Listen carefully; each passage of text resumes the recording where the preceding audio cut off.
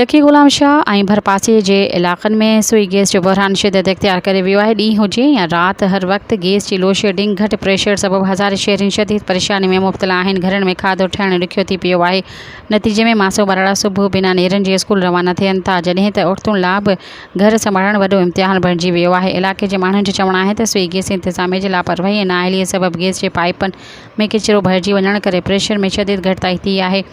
जो त कुझु इलाइक़नि में त गैस मुकमल तौर ते बंदि रहे थो। सभ खां वॾी तकलीफ़ त इहा आहे त गैस न हुजण बावजूदि महांगा बिल वसूल कया पिया वञनि, जंहिं करे ग़रीब अवाम ॿिन्ही तरफ़नि खां ॾुखियाईनि में अची वियो आहे। रिवासियुनि सुई गैस जे आला अख़्तियारनि खां मुतालबो कयो आहे त फौरी तौर ते नाअहल अमलदारनि ख़िलाफ़ क़दम खणी पाइपनि जी सफ़ाई कराई वञे ऐं ग़ैर शेड्यूल लोडशेडिंग ख़तमु कई वञे ऐं नाजाइज़ वधायल बिल्स वापसि वरिता वञनि त जीअं लकी गुलाम शाह ऐं बिरिया सिटी जे इलाइक़नि में रहंदड़ माण्हू सुख जो साह खणी सघनि। सब्सक्राइब कयो अवामी न्यूज़ HD खे ऐं ताज़ा तरीन ख़बरुनि लाइ ॾिसंदा रहो अवामी न्यूज़ HD।